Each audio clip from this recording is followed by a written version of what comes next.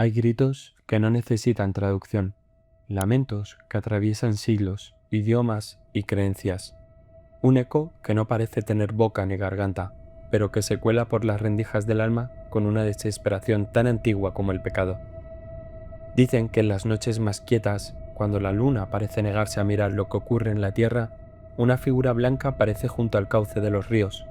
Su rostro no es claro, su voz no tiene consuelo, pero su llanto es inconfundible. Muchos aseguran haberla oído, algunos creen haberla visto, pero nadie que la haya sentido de cerca ha vuelto a dormir del todo tranquilo, porque una vez que escuchas el lamento, ese lamento ya no te pertenece solo a ti. Bienvenidos, yo soy Cancerbero, y estás entrando a Susurros del Cancerbero, donde las sombras tienen voz y los muertos memoria. Hoy caminaremos entre los espectros más arraigados del alma hispanoamericana. No es solo un mito, no es solo una leyenda, es un grito eterno que ha sido escuchado desde antes de que existiera un país llamado México. Hoy hablaremos de ella, de la mujer que llora buscando a sus hijos, de la figura vestida de blanco que aparece junto a los ríos. Hoy escucharemos el eco de la Llorona. Mucho antes de que alguien la llamara La Llorona, ya existía el grito. No tenía nombre, pero tenía rostro. No tenía forma, pero habitaba las noches. Era un presagio, una advertencia, una herida abierta que se transmitía de generación en generación. En el México prehispánico, las lágrimas no solo significaban dolor, eran un canal entre los vivos y los dioses. Para los mexicanos, las señales del mundo invisible se manifestaban en forma de presagios, y uno de los más temidos era una mujer espectral vestida de blanco, que vagaba por los caminos en la oscuridad. Su lamento no tenía traducción literal, pero aquellos que lo escuchaban sabían de inmediato lo que significaba. Algo terrible estaba por suceder. Los cronistas coloniales, como Fray Bernardino de Sahagún, recogieron testimonios de indígenas que hablaban de una aparición que se presentó en los días previos a la llegada de Hernán Cortés. Decían que una figura femenina, alta, delgada, con una túnica pálida, se aparecía por las noches gritando algo que lava la sangre. ¡Ay, mis hijos! Esa figura no era aún la Llorona que conocemos hoy, pero ya anunciaba lo que estaba por venir, la tragedia de un pueblo entero. Muchos la identificaban con Cihuacoatl, una deidad madre en la cosmogonía mexica. Cihuacoatl era vista como la protectora de las mujeres que morían durante el parto, consideradas verdaderas guerreras. También se decía que rondaba por los caminos, vestidas de blanco, gritando por sus hijos perdidos. A veces aparecía en los cruces de caminos, lugares siempre cargados de energía sobrenatural, y otras junto a cuerpos de agua, símbolos de la fertilidad y la muerte. Pero lo más inquietante era su conexión con la guerra. Cihuacoatl no lloraba por un dolor personal, sino por la pérdida de todo un pueblo. Sus lamentos eran interpretados como el anuncio de una desgracia colectiva, y cuando los mexicas vieron a los españoles por primera vez, ya sabían que la profecía se había cumplido. La figura femenina que lamentaba la pérdida de sus hijos no era solo un fantasma, era el eco del colapso de un imperio, un espectro nacido no de una muerte, sino de miles. Y así, sin nombre aún, ya se había sembrado el miedo. El germen de la Llorona no nació de una historia, nació del trauma ancestral, de una nación al borde de desaparecer y de una madre que ya sabía que iba a perderlo todo. La conquista no solo destruyó templos, lenguas y costumbres, también reescribió los mitos. Lo que antes era una deidad que gritaba por su pueblo, ahora debía ser traducido bajo los ojos del pecado, la culpa y el castigo eterno. Donde había símbolos, los evangelizadores vieron demonios. Donde había dolor colectivo, ellos impusieron vergüenza individual. Fue entonces cuando la figura ancestral de Cihuacoatl se transformó. La mujer que anunciaba la ruina de un imperio se convirtió en una madre que había cometido el crimen más imperdonable: matar a sus propios hijos.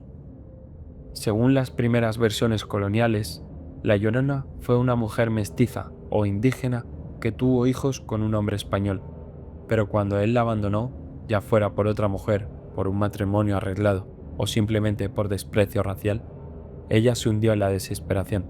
La rabia y el dolor la cegaron, y en un acto de furia arrojó a sus hijos al río. Cuando recobró la razón, ya era demasiado tarde. Desde entonces, condenada por su crimen y por su culpa, su alma vaga por las noches gritando: ¡ay, mis hijos! El grito cambió de función. Antes era advertencia, ahora es castigo. La figura fue acogida con rapidez por el aparato religioso colonial. Servía como advertencia moral a las mujeres que desobedecían los roles impuestos, que amaban a quien no debían o que intentaban resistir la estructura patriarcal y racista de la Nueva España.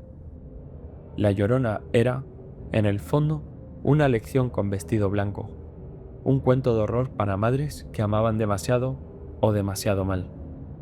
Pero la historia fue mutando. En algunos relatos, la mujer era noble y hermosa, y su crimen surgía del rechazo. En otros, era pobre y humillada, víctima de la violencia del sistema. Y en algunos más, ni siquiera era humana. Se decía que la mujer era un espíritu desde el principio, una sombra maldita que solo aparecía a los culpables, como si su llanto revelara más los pecados de quien lo escucha que los de quien lo emite. Durante la colonia, la Llorona se convirtió en muchas cosas a la vez: un fantasma, un símbolo, una amenaza. Pero sobre todo se convirtió en una presencia omnipresente, capaz de aparecer en cualquier lugar de dolor, pérdida o injusticia. Ya no solo era una mujer, era la memoria trágica de un continente. El llanto de la Llorona cruzó ríos, montañas y generaciones, y como todo espectro verdadero, supo adaptarse. Cambió de nombre, de rostro, de motivos, pero su esencia permaneció. Una mujer, una pérdida, un grito nocturno que hiela la sangre. En México, cada región le dio su propia historia. En algunos estados, la tragedia ocurre en la época colonial con una mujer indígena engañada por un español. En otros, el relato es más reciente, situado en pueblos rurales, con madres que enloquecieron por celos, abandono o pobreza. El lugar también cambia. Hay quienes aseguran que aparece junto a los ríos. Por otros juran haberla visto en barrancas, caminos rurales o incluso en las calles de las grandes ciudades, como Ciudad de México o Guadalajara. En el barrio de La Merced, por ejemplo, el mito se mezcla con la historia del Canal de la Viga, donde decenas de personas afirman haber oído su lamento en las noches más húmedas. Pero el mito no se quedó en México. En Guatemala se le conoce como la Siguanaba, una mujer hermosa que seduce a hombres infieles, solo para mostrarles su verdadero rostro, una calavera o una criatura deforme, y llevarlos a la locura. En El Salvador, su grito es también un castigo para quienes deambulan de noche o han cometido faltas morales. En Colombia y Venezuela aparece como un alma errante que busca a su hijo perdido, y su grito es de tal intensidad que quienes lo escuchan de cerca mueren o pierden la razón. A veces, la Llorona no mata, solo grita, pero en otras versiones su presencia es fatal. Hay quienes afirman que si la escuchas de cerca, estás a salvo, pero si la oyes a lo lejos, es porque está justo detrás de ti. En pueblos pequeños, las historias se pasan de boca en boca y cambian con cada generación. Algunos dicen que la han visto atravesar paredes, otros que se transforma en niebla. Hay quienes aseguran que su sombra se refleja en el agua, incluso cuando no hay nadie allí. Y luego está su canto, una copla triste que a veces precede al llanto, como un eco de una vida que nunca terminó. No llores, mi niño, que viene la Llorona, se lleva a los niños que duermen solitos. Así, el mito se volvió canción de cuna, y el miedo se metió en las cunas. La Llorona es única en cada región, pero también es la misma en todas partes, porque el dolor de perder a un hijo, el miedo a la locura, el vacío que deja la culpa, eso no necesita traducción. El mito de la Llorona no vive solo en los libros de leyendas o en las canciones de cuna. Sigue apareciendo, sigue gritando. y hay quienes aseguran haberla visto con sus propios ojos, o lo que es peor, haberla escuchado. Una de las historias más difundidas proviene de Xochimilco, en Ciudad de México. Vecinos de la zona relatan que, en ciertas noches sin luna, se escucha un lamento prolongado que no proviene de ningún lugar claro, sale del agua, o de los árboles, o de la nada. Los testimonios coinciden, un grito agudo arrastrado que dice, con voz quebrada y aterradora: «¡Ay, mis hijos!». Los más ancianos afirman que es mejor no responder, no acercarse, no asomarse a la ventana, porque si la ves una vez, puede seguirte. En Puebla, un taxista relató su experiencia en la radio local. Había tomado un pasaje cerca del río Atoyac. Una mujer vestida de blanco subió al coche sin decir una palabra. Le indicó con la mano que siguiera recto, pero cuando miró por el retrovisor, ya no estaba. Minutos después, el motor falló. El aire dentro del vehículo se volvió helado, y entonces se escuchó el lamento, desde el asiento trasero vacío. Nunca volvió a trabajar de noche. En Veracruz, en la comunidad de Tlacotalpan, pescadores cuentan que han visto una figura femenina caminando sobre el agua en las madrugadas. No deja huella, no tiene rostro, y sin embargo, todos la describen igual, vestida de blanco, el cabello largo y negro, y un grito que atraviesa el pecho como un cuchillo. Dicen que cuando aparece hay que arrojar una ofrenda al agua, un rezo, una vela, lo que sea, porque si no la calmas, se lleva a alguien. También en redes sociales, cientos de personas afirman haber oído el llanto. Algunos lo grababan, aunque los audios son siempre confusos, ecos en la oscuridad, vientos que suenan como voz. Pero hay uno que destaca. Un vídeo filmado en Durango muestra una calle vacía de madrugada. En el fondo se escucha un lamento. No parece un grito humano, pero tampoco es animal. La persona que graba comienza a temblar, y cuando enfoca hacia la oscuridad, una figura se asoma detrás de una barda y desaparece. El vídeo se hizo viral, y aunque muchos lo descartaron como falso, otros reconocieron el grito. Lo habían oído antes, demasiadas veces. Hay quienes aseguran que la Llorona no es una sola, que es una manifestación de algo más grande, que se presenta donde hay dolor, pérdida o tragedia, y que si la escuchas es porque tu alma ya está tocada por la suya. Puede que no todos los testimonios sean reales, pero si tantos juran haberla oído, ¿y si lo importante no es si existe? ¿Y si lo verdaderamente aterrador es que seguimos necesitándola? ¿Por qué seguimos contando la historia de la Llorona? ¿Por qué su llanto resiste al paso del tiempo, a los avances de la ciencia, a la incredulidad moderna? Porque no es solo una leyenda, es una herida abierta.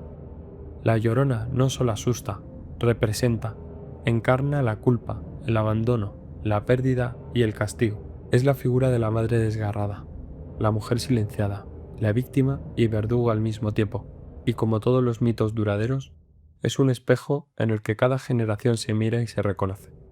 En la figura de la Llorona se funden las cicatrices de un continente entero, la violencia de la conquista, la imposición del cristianismo, el racismo estructural, la desigualdad de género. Todo eso respira en su alarido. Su grito no es solo por sus hijos, es por todas las infancias perdidas en la guerra, en la pobreza, en el abandono. Muchos estudios ven en ella el eco de Medea, la madre trágica de la mitología griega que también mata a sus hijos. Otros la relacionan con la figura de la madre loca que la cultura patriarcal ha usado como amenaza para disciplinar a las mujeres. Si amas demasiado, si sufres demasiado, si deseas demasiado, terminarás como ella, como la Llorona. Y sin embargo, también es símbolo de resistencia, porque sobrevive, porque su historia, por más que se intente manipular, vuelve una y otra vez. Desde el arte hasta la política, pasando por el cine, la música y la literatura, la Llorona es una presencia constante. Ha sido protagonista de películas, de novelas gráficas, de cuentos infantiles, de poemas, y en cada uno su grito se adapta, pero no se apaga.